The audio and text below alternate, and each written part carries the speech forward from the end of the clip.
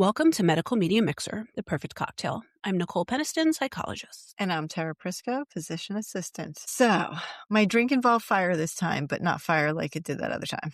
I heard you say something about burning. You were like, ignore that burning smell. I'm like, oh God, what did she do? It's burning rosemary, which smells a little bit like burning weed. Like, you know what I mean? I don't know.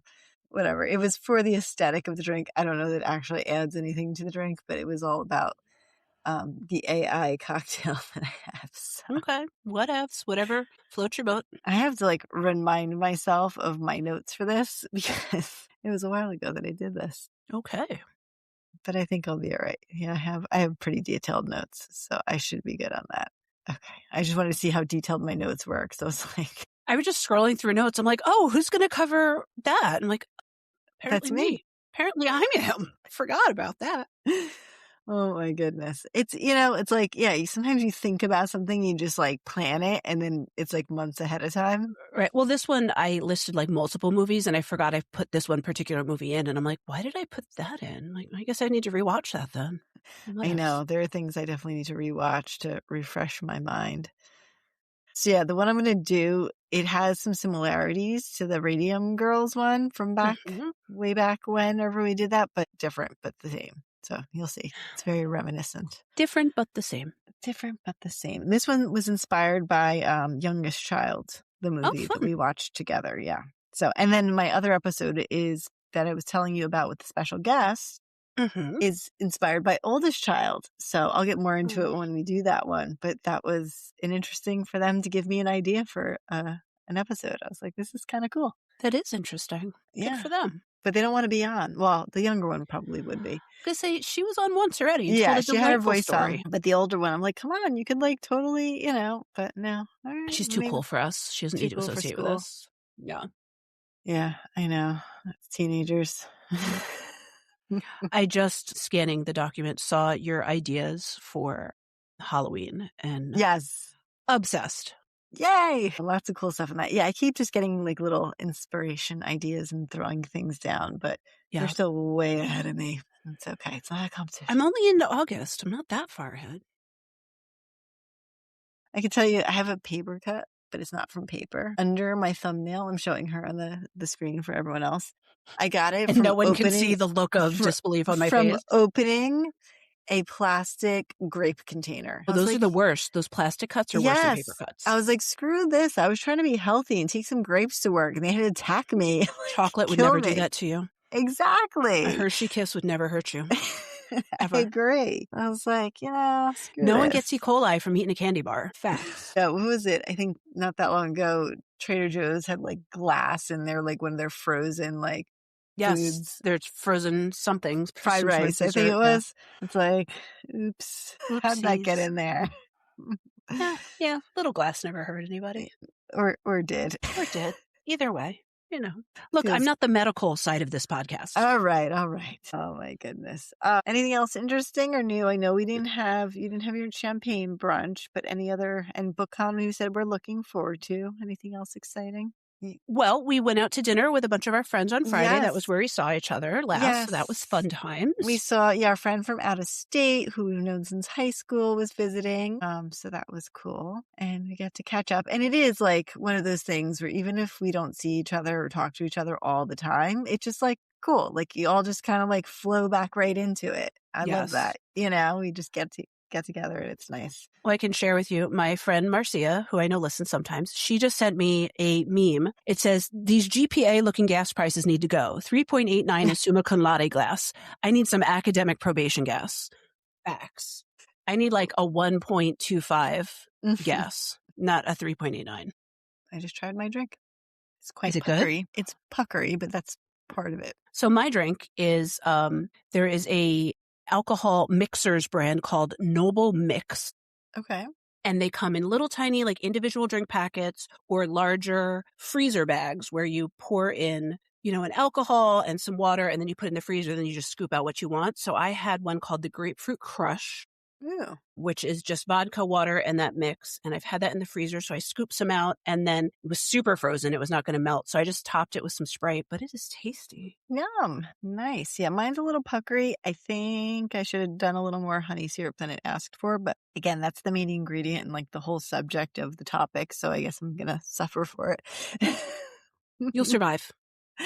I will. All right. Why don't we get the cocktail a-flowing? Let's do it. It is called the White Phosphorus Fizz. It is a Victorian-inspired gin cocktail with acid phosphate. This is made by my former boyfriend, ChatGPT, before I divorced him and moved on to Claude. I have to tell you, Claude Have you moved on to Claude, or is he just your lover in the city for now? No, he made me a nice recipe for this other upcoming thing, and I just feel like he learns better, learns from his mistakes better. I mean, that's what we all need in a man, someone who learns better. Although he did try to give me fake science when I was trying to make slides for our refill on space medicine. Sounds and like he gave an me actual completely man. wrong science. I'm like, dude, I gave you the sources. Just make me my slides with the correct science on Did it. he try to fixed then it. mansplain it to you about how it was right, even though it's wrong? No, he apologized. Because he sounds like an actual man then. AI is really stepping it up. So, Does he leave the toilet seat down? That's what's important. That is true. I don't know his toileting habits since he is. You'll have to find out. So part of the catching things on fire, I had to, for this cocktail, take a rosemary sprig and lightly torch it is what I saw. Did you lightly torch it, or did you burst Here's that the thing thing. into I flames? actually have, like, it's fresh rosemary that we were growing from our arrow garden, and we had taken a sprig off. Who should sponsor us, because we both have arrow gardens. I know. We had it hung up to sort of start drying like a day ago, so it's not even it's not dry or anything. So I lightly torched it. Like I said, I don't know that it adds anything, but it's supposed to go with like the whole theme because there's sure a it adds a fire smoked theme. flavor. Somewhat. I mean, smoke in the house, maybe. So, and then you have to make your honey syrup, which is 1:1 water to honey. So basically what you put in a cocktail shaker is 2 ounces. They say London dry gin. I said, whatever gin I own, because I only own one. Fun fact, that's Tanqueray is London dry. Gotcha. This was some different out there brand. I think it might have been like a Whole Foods thing. 3/4 ounce of fresh lemon juice, 1/2 ounce of honey syrup. I would suggest a little more for our listeners. 1/4 ounce of acid phosphate. Yeah, where does one purchase that? On the internets. Look, there's a lot of things I could purchase on the internets, but that doesn't mean I should. So it comes like a little dropper too. Is this legal? Yeah. Acid phosphate was used in like drinks in I think like the 50s, like phosphate drinks. So is cocaine. It doesn't mean I should buy it on the internet. It's basically just very tart acid, and that's why this drink with the lemon in that, it's like a very puckery drink. And then 2 dashes of orange bitters and a pinch of smoked sea salt, which I had. So I threw it in there, but I don't know if you have to smoke that yourself also? No, that came pre-smoked. I think it's from Hawaii, so it's like volcanic and everything. I learned a fun fact the other day about salt. Okay. So I know that we know that table salt is iodinized. But apparently Himalayan sea salt is easier to digest. I know a lot of people like the Himalayan. I've used it for like a lighter like flavor on like a avocado toast and stuff like that, just like for a milder flavor. I think people think it has all kinds of crazy healing properties. I don't know about all that. I just bought it because I heard it's better if you have GI issues. It's better than the iodinized. Yeah. We do need iodine in our diets because our thyroid. But we get it from other places. Yeah. But remember, we learned this on the Chernobyl episode because then we learned a lot. Nuclear fallout, your thyroid will eat up all of the bad stuff. Look, girl, I'm trying to avoid any sort of nuclear fallout if I can help it. We're in a freaking war with possible nuclear weapons, so I don't know. I mean... Anyway, so you throw all that in a shaker, shake vigorously, put in your coupe glass, throw your garnished burnt up rosemary in there. Like I said, it's good. I would just add a little more of the honey syrup, and I think that would make it perfect. Okay. So, and there's an optional fizz variation. You can add some soda water to it if you'd like. You know I love a fizz. I do really like carbonation though, and I know a lot of people don't. Okay. And I know it's not good for your GI tract, but I do love carbonation. I do like it too. So, pro tips. Acid phosphate provides bright acidity without extra citrus sharpness. It gives that crisp mineral edge. It says, go light on the smoked sea salt. It should whisper, not dominate.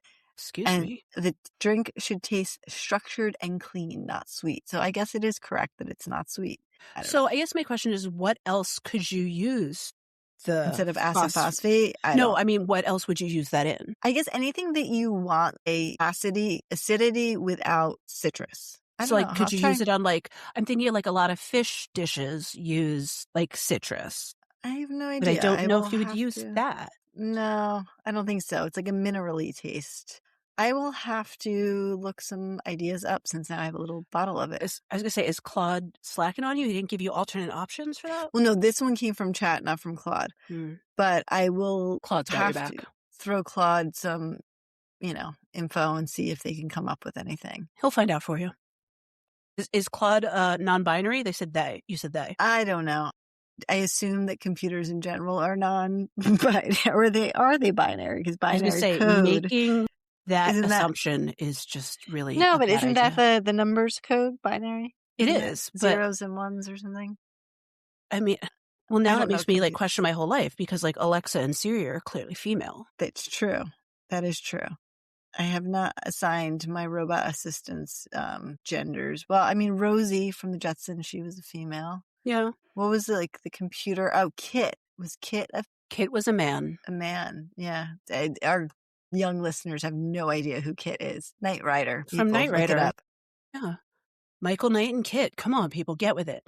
I'm just thinking about all of our computer assistants throughout time, Well, I think all the others I can think of were male because what's his name from Marvel, who dies multiple times even though he's not real to begin with. Yeah, I'm not a Marvel person. He's bald and red, but he's a machine. Okay. And then he dies. Why am I blanking on it? Oh, Vision. Yeah. Vision's a dude. Do you remember that 80s show with the little girl who was the robot? Yes. Something Wonder. Small Wonder. Small Wonder. Yes. I used to love that show. There was a very long time where I felt like that was just a fever dream because when I talked to other people about it, they did not know what the fuck I was talking about. But it was a real show. It was. I have no idea. It could have been one season. And also thinking about that show and do you have a good mental picture of it? Yeah. Why do I feel like it took place in the same apartment as Three's Company? It did feel similar. It was the same set. Lived in a box. Yes, but she was their adopted child. But she would walk out of the box and to wake up in the morning. Yeah, what was her name? I feel like it started with an S, not Samantha. And she wore a dress that looked like It's it was a white pinafore and a red. Red. Hold on. Small Wonder. Let's look it up. Sorry, this is really a tangent. It's a tangent, but it's a good tangent. It is. Oh, it's 4 seasons. There you go. Damn right. Let's see. Vicky. Vicky. And I bet Vicky never hit puberty in 40 years. Even though she was 12. It was from 1985 to 1989. Oh, my goodness. I mean, that was the golden age. There was Mr. Belvedere. Oh, Mr. Belvedere. Alf. Yes. Oh, yes. Alf, the alien. Yeah. We'll save this for an after chat because we could just go on forever. All right. So you said you've watched at least the first of the movies of what I'm going to talk about. I don't know if you don't remember. All of them. I just don't remember as much about the second one. So, I mean, I know the overall plot of the second one is she's searching for her mother. Yeah. So Millie Bobby Brown plays Enola Holmes, and this is the Enola Holmes 2 that I'm going to be covering. So it's a 2022 mystery adventure, and it's the sequel to the 2020 hit Enola Holmes, and she's essentially the spirited teenage sister of Sherlock Holmes. What's funny is my kids were like, oh, Sherlock, he's Enola's brother, but the younger child didn't get that Sherlock was the famous character and she was the secondary character, in all of history. Cute, though. Yeah. And he's played by Henry Cavill, who we love. And it draws inspiration from the Enola Holmes mystery book series, which is a kid's book series, which is actually really cute. We have some of those books and some of the graphic novels as well. Mm-hmm. Technically, it doesn't match to an exact novel, but just kind of pulls from historical stuff from those books. It doesn't because match, it wasn't written by season. The same author. Well, I'm saying that the books and the movies don't exactly match either. That's what I'm saying. I thought you meant they don't match Sherlock Holmes. I'm yeah, no, because it's totally Arthur Conan Doyle. Sir Arthur Conan Doyle didn't write Enola Holmes. No, for sure not. Although he should have. So this was a So Netflix. before we go into it, in film, who's your favorite Sherlock? Ooh, is it Cumberbatch or is it Benedict Cumberbatch. It's not Cumberbatch. No, it's Cumberbatch. Oh, I'm sorry. Or is it, what's his name? Robert Downey Jr. There's no wrong answer. Sorry, my brain. Yeah, I don't know. Robert Yeah, Downey Jr. they're both. It's always Robert Downey Jr. I mean, he's more gritty. I like that. Always Robert Downey Jr. And don't get me wrong, I love Benedict. I watched all of that version of Sherlock. That version of Sherlock made me cry. I got emotionally invested. But it's always Robert. I mean, he's the classic choice for sure. I just feel like he really embodied like the cockiness of the character, but also like the smart, gritty and the cockiness for sure. The alcoholic version. Now I forget in Enola who plays Mycroft, the other sibling, the other brother. It's some British guy. Some British guy. And then there's a new show which I've not watched called Young Sherlock. Yeah. Which makes me feel like, is this like Young Sheldon? Like what's happening? Yes. It's Sam Claflin plays Mycroft in Enola Holmes. Okay. He was the guy in that movie where he was in the wheelchair because he was paraplegic. And wasn't he in one of the I feel like he was in one of the Hunger Games. I don't know. I just know his face, but I don't know. Sorry, I'm really going. Oh, he was in Me Before You. That was when he was in the wheelchair, the paraplegic. I don't know that. And he was also in the Hunger Games. I was not wrong. Okay. Continue. Sorry. I took a sip. That was a very better sip. Okay. So it was a straight to Netflix movie, just so everyone knows. That's where you can find it. So this movie basically follows Enola. She struggles to prove herself as a detective on her own. She was a teenager who's basically out on her own right. And then she's undercovering basically this dangerous conspiracy. Wait, so I have a question. This is supposed to be set in like the Victorian-ish. So like late 18, early 1900s? Sure. So, I mean, technically, like as a teenager, she should be like married and have 3 babies by now. And that's part of it too. Her brothers, especially, of course, Mycroft wants her to like act like a lady and let's get you to they send her to like a finishing school so she can get married. Absolutely. But she's wild and free. And I love that for her. You know, she's like wild hair out, going on adventures. And doesn't she have like a romantic interest in this movie? The second one that we're talking about? I feel like there's a romantic interest. There's the boy from the first. But I feel like he makes an appearance in the second one. I believe so. I'm going to refresh you because I'm going to read the plot notes because it's been a while. I watched it like, I don't know, 2 months ago or whatever. I watched it more than 2 months ago. But you remember things better than I do about movies. Yeah, my brain is only like set up for certain types of things and I'm not great with it. It's the creative side of me, my old former, mostly like untapped creative writing where like I follow the plots and the like character development and the relationships. Yeah. So basically in this one, Enola has opened her own detective agency in London, but business is kind of slow. Of course, her brother Sherlock has a thriving reputation, and she finds it hard to attract clients, especially as a young woman, of course, in the male-dominated Victorian society. But just when she's considering closing up shop, a young woman named Bessie comes in. And she basically says that her sister, Sarah Chapman, who's a match factory worker, has disappeared. Enola agrees to take the case, follows Bessie to the match factory where she meets another worker, May, and sees firsthand the harsh conditions that the girls go through. And of course, like the factory is rife with like rumors of disease. Everybody thinks it's typhus. So originally when I was watching this, like, oh, maybe I should write an episode about typhus. You know, like Typhoid Mary typhus? Yeah. Okay, cool.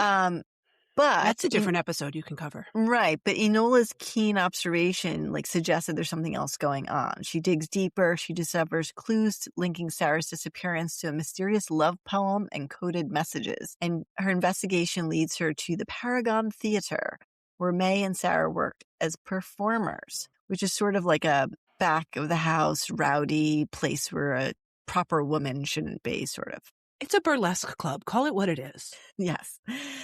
She finds May gravely wounded. She was stabbed in her dying moments. May points Enola toward a piece of sheet music that becomes part of the mystery because there's always like codes and clues and things like that. And so Enola runs into Sherlock, who's also working on his own case involving blackmail and untraceable government funds. So they compare notes and Enola starts to see links between their cases and that maybe they're kind of following the same thing. So they use the encoded poem. She tracks down William Lyon, the son of the match factory's owner, at a ball. So she gets all dressed up and she goes to like the masquerade ball. Why don't we go to balls anymore? It's true. I want fancy dresses and to go to a ball. I'm sure we can find one. They have a lot around Halloween.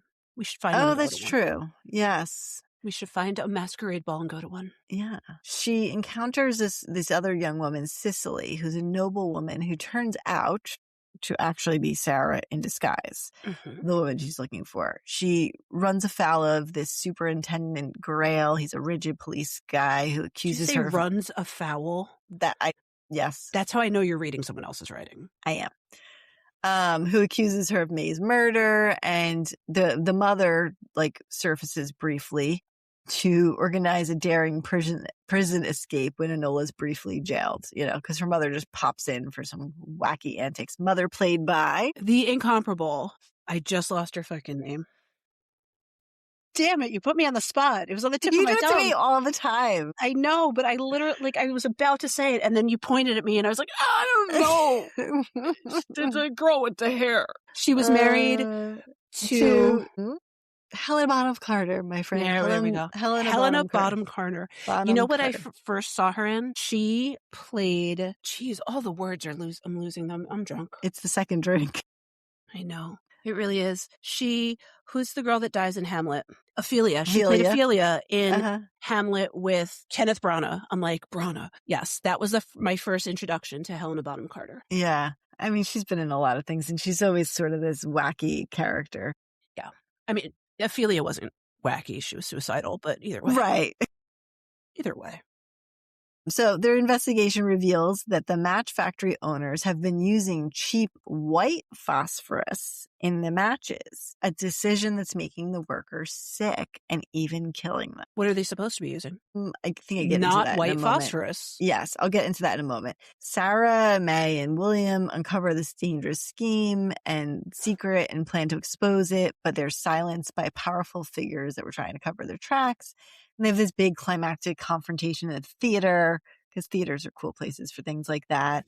Enola outwits Grail and the corrupt aristocrat, and they expose the true mastermind, a woman using an alias, later revealed as this Mira Troy, which is an anagram of Moriarty. Because if anyone knows Sherlock Holmes, he is the ultimate villain, Moriarty. Yes, but here it's arch nemesis. It's a woman in this. And so they organize the match girls to take action against the unsafe working conditions, inspiring a larger movement. McIntyre's arrested. Some evidence is destroyed. And of course, the detective agency begins to gain some credibility and take off. And Lord Tewkesbury, that's her love interest. She meets back up with him in this. You're right. Yeah, he's like the young teenage boy. Yeah, he's cute. Who you would never know is a lord until somebody else sees him.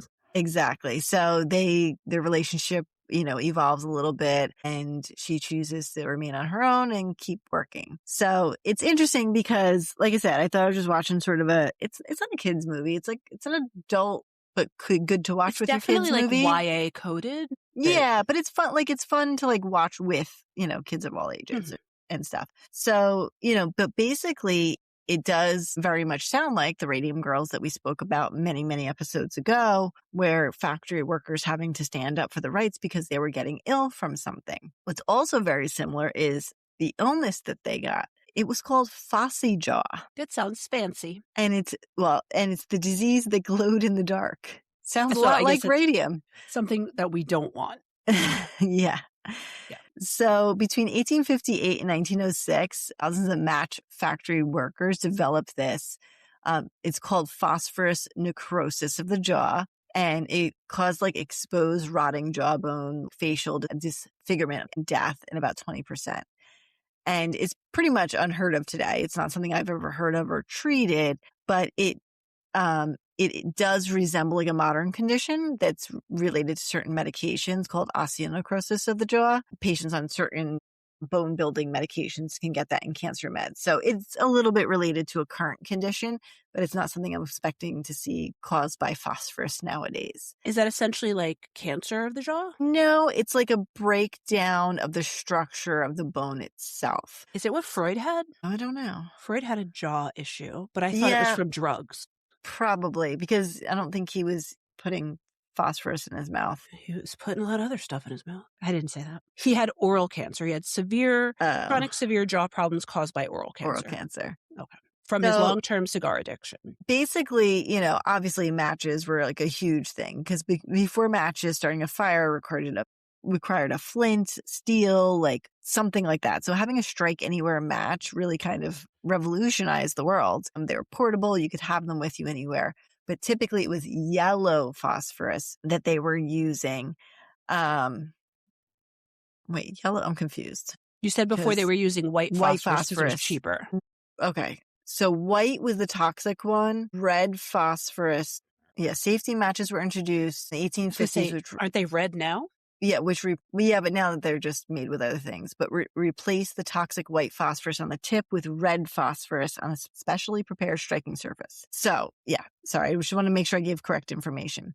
So in match factories, the workers were mixers, dippers, and boxers, and they handle this chemical. Yellow phosphorus is the same thing as white phosphorus. It's just two different names for the same thing. Red is the safe one.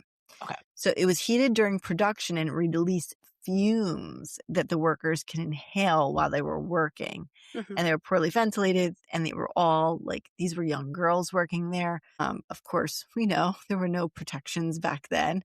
Especially not for women. Yeah. So workers became sick. Office staff in the same factories didn't because they weren't down on the floor. And it was mostly women and teenage girls who were disproportionately affected because they made up more of the match girl workforce. So this actually happened before radium, which is interesting because they didn't learn their lesson. This was mostly at least this one, I think most of the uprising happened in the UK, not in the US, whereas Radium Girls was based in the US. But it was very similar: tooth pain, jaw discomfort, swelling, and the jaw would begin to die, the gum would break down, it wouldn't heal, become infected, all kinds of icky stuff. Your face became disfigured, infected. It was really, really bad. And in some cases, the necrotic bone reportedly glowed faintly in the dark due to the phosphorus. That's not good. Yeah. So this is what actually happens in the body. So real quick. Bone is not dead. It's a living tissue. We don't think of, we think of bone as bones you found from a fossil. But bone is constantly overturning in our bodies. It is not a static thing. Once you grow to this certain height, your bones don't just stop.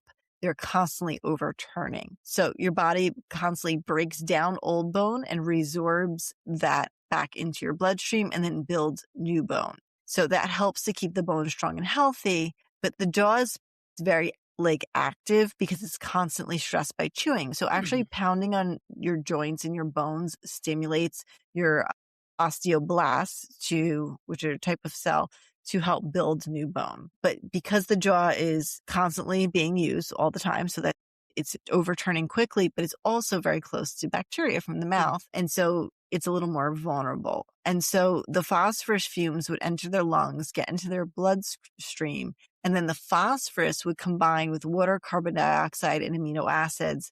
And these came out to be very similar to the modern drugs we use for osteoporosis called bisphosphonates. And so they work by slowing down the bone breakdown, basically. And that's helpful for people who don't want to break a hip. But in the jaw, it needs that constant remodeling. And so too much stopping of bone turnover causes trouble. So things don't heal, blood supply is compromised, things like that.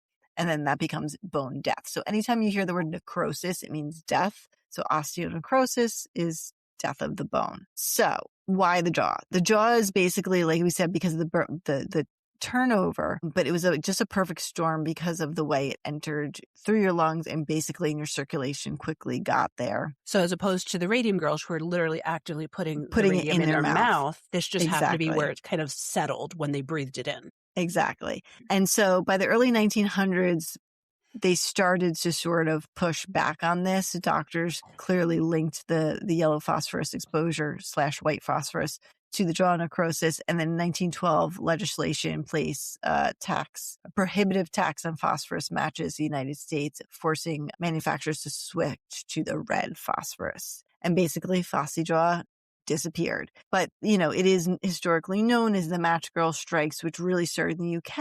And like I said, very similarly to our Radium Girls, they had to stand up for themselves. And so. But how did they realize that it was? Similar to Radium Girls, where they just started to kind of put two and two together. And I think the doctors around them started to theorize. It was, if you remember Radium Girls, it took a few doctors listening, a few girls speaking up, and it just kind of all came together. But again, it's kind of that beginning of, we didn't have OSHA back then. We didn't have any protections. So yeah, I mean, it was interesting. I had a section in my notes. I have a very specific one that compares why that's different than Radium Girls. So this one was a little bit earlier. It was right before that time period. So it's 1858 to 1906 versus the 1910s and 1920s for Radium Girls.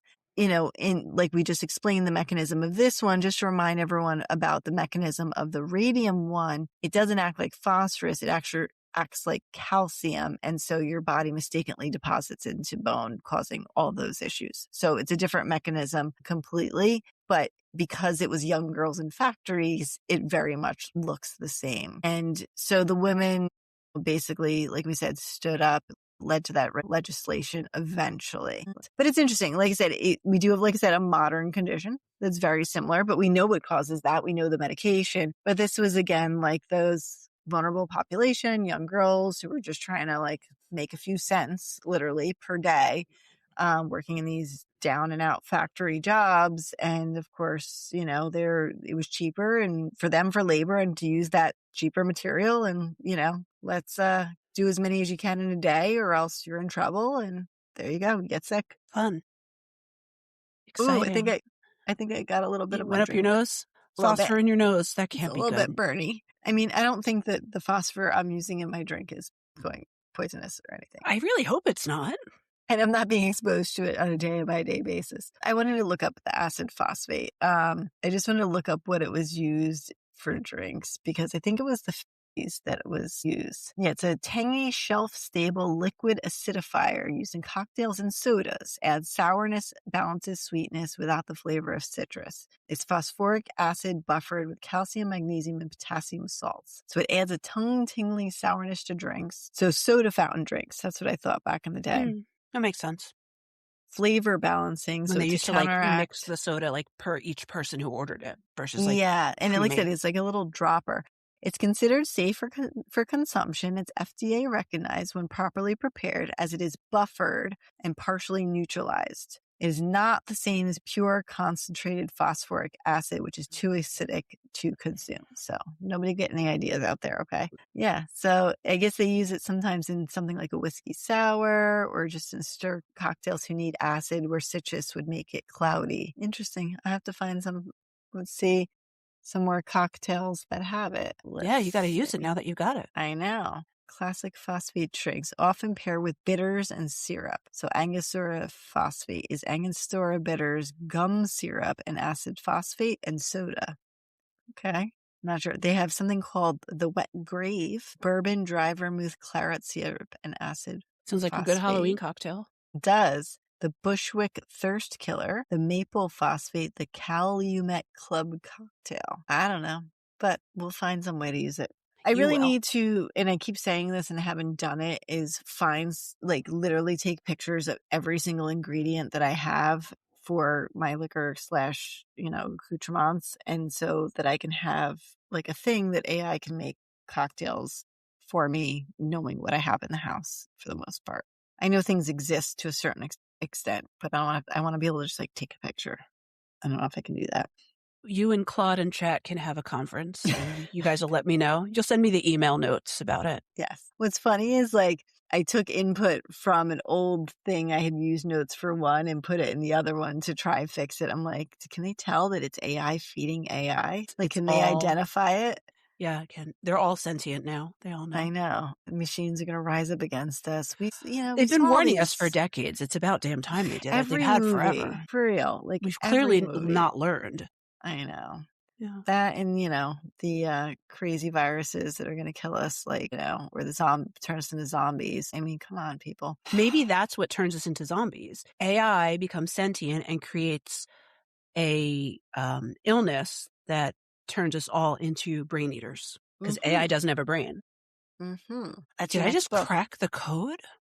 That's your next movie. My next book, my next movie. Yeah, you gotta write That's it. what I'm going to pitch when we go to BookCon. They're having a pitch-a-palooza Ooh, where you pitch book ideas. That's going to there be you go. my book idea. I actually have one that I honestly thought about, but I'm like, no, I'm not going to do that.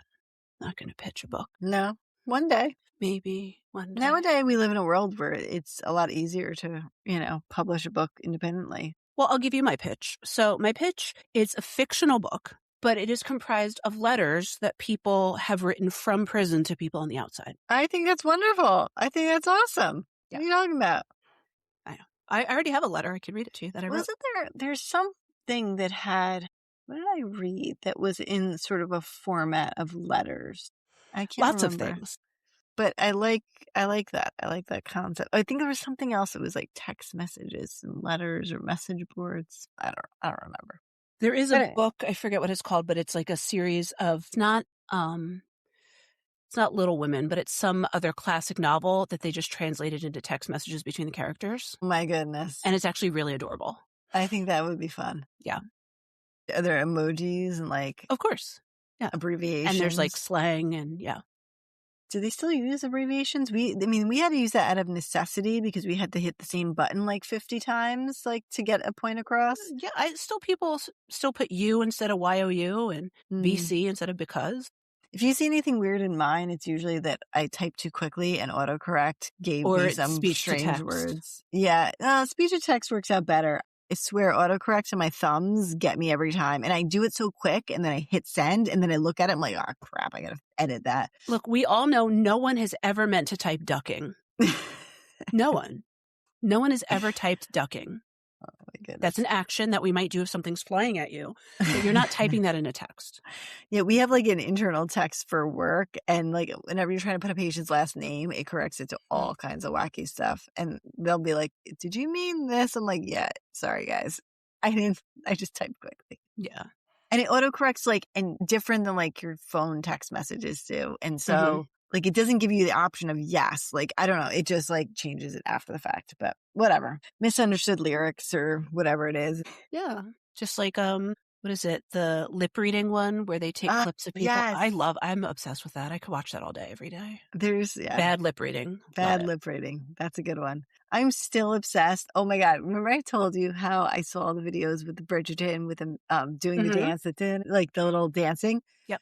I saw the best one today. It was all old people in a nursing home with walkers. But they were doing it. They all filmed it for this reason. Some of them wheelchairs, some of them pushing each other and doing the little dance for Bridgerton. The music. And it was the cutest thing, especially because I love adorable old people and I go to nursing homes. So I was like, ooh, nobody fall though. Nobody break a hip. Yeah. All crushes. Yeah.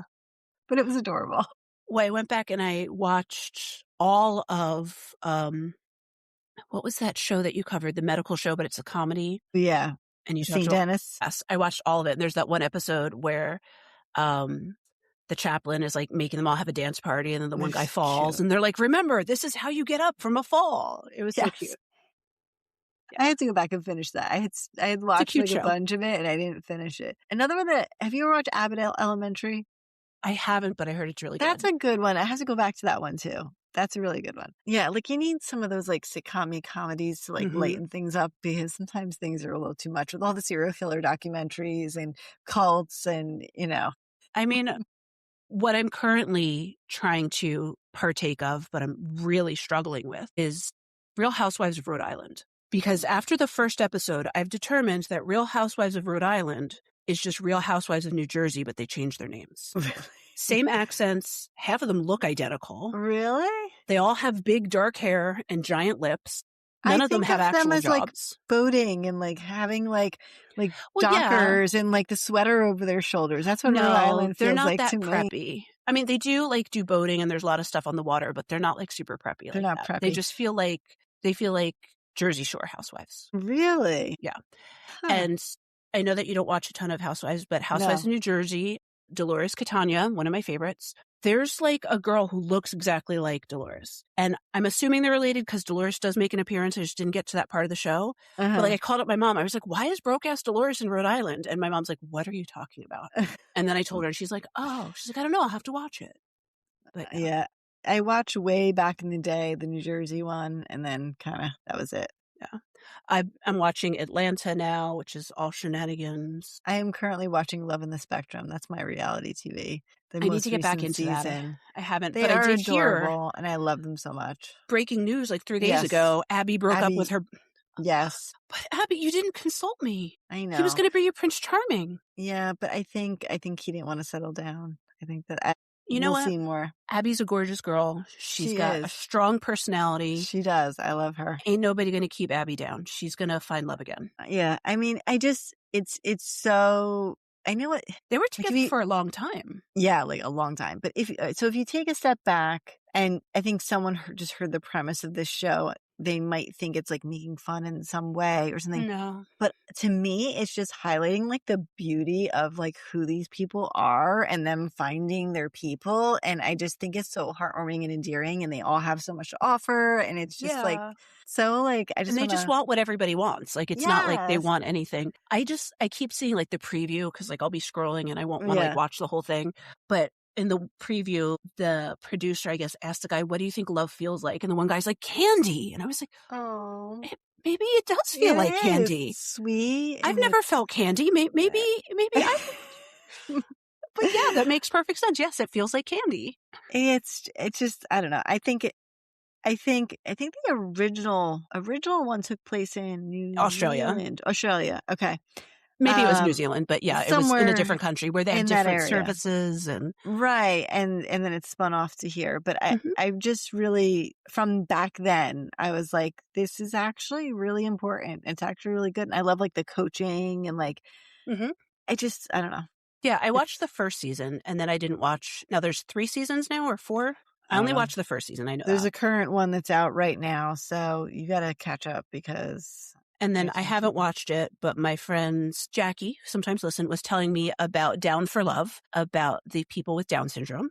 Aww. It's very similar. She said she didn't like that show as much, but I haven't watched it, so I don't know. Yeah. I just, I think showcasing people who I think for so long maybe were hidden maybe by their families or whatever, and highlighting how important and special like each person and their unique experiences. And it just makes me smile because it's how it should be. Everybody be nice to everybody. Well, and I'm not a bachelorette type of person. I don't watch those shows. I've never liked those type of shows. Yeah. But I did really enjoy watching Indian matchmaking, Jewish matchmaking, like those cultural parts of it. I found that so fascinating. I do too. And then after my mom watched it, this is funny, so you guys will appreciate this. I am not Indian, like Asian Indian, nor am I Native American Indian. I am not in any way, shape, or form. My mom binged the entire first season of Indian Matchmaker, and she said to me that she needed to find me an Indian matchmaker. And I was like, "But Mom, you're my mom. You know I'm not." And she's like, "Well, you could pass." I'm like, it's like, Deborah, just because I pass in quotes as white doesn't mean I can pass as anything.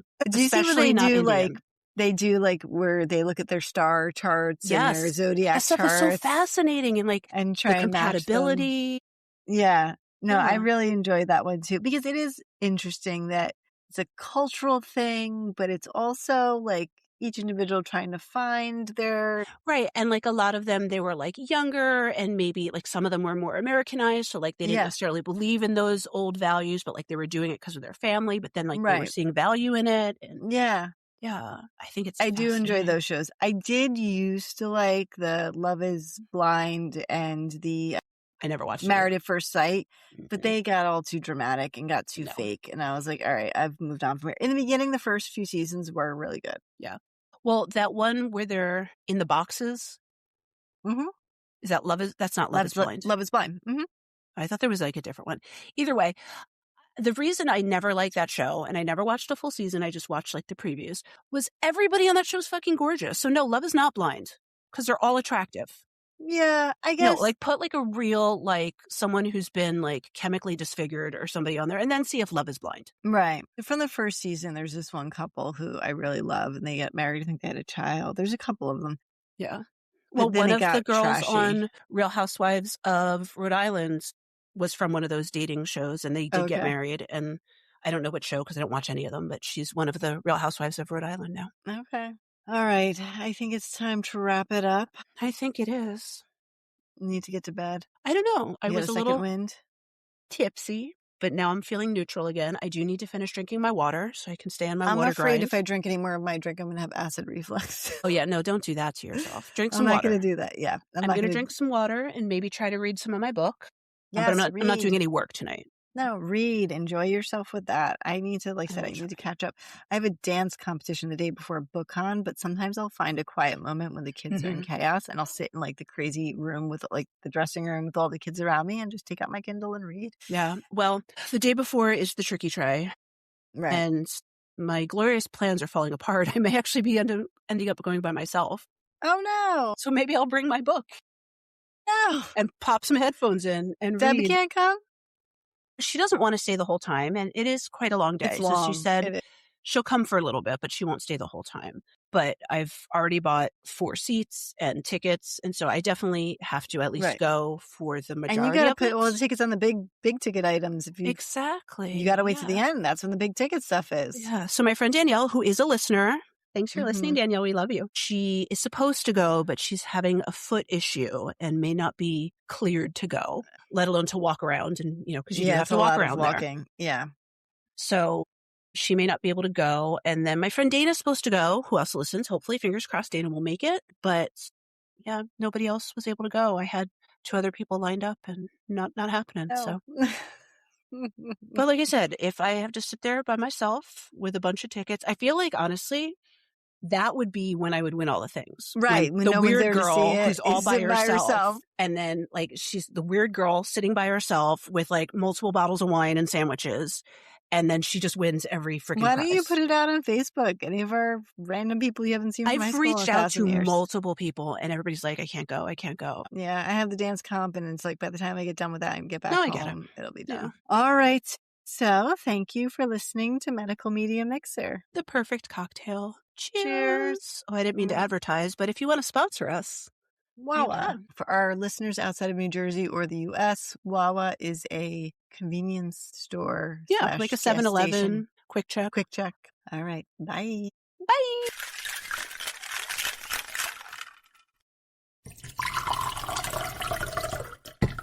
Nothing contained in this podcast should be considered a substitute for professional medical advice. This content does not represent our respective employers and is purely the opinion of the podcast hosts. We are not your personal medical providers. Sorry, friends.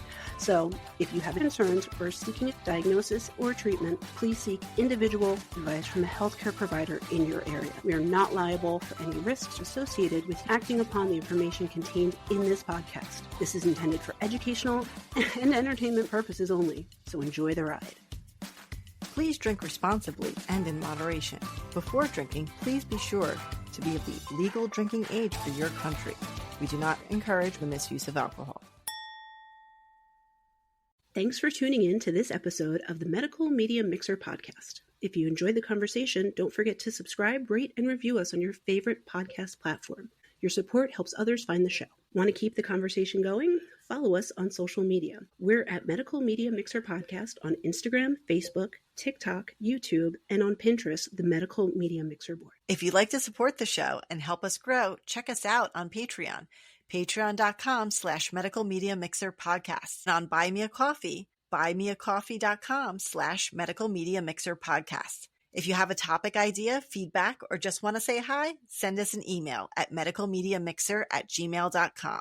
You can also stream all of our episodes and find more info on our website, medicalmediamixer.podbean.com. We're available on all major podcast platforms, so no matter where you listen, we're there. Thanks again for listening, and until next time, keep mixing medicine and media.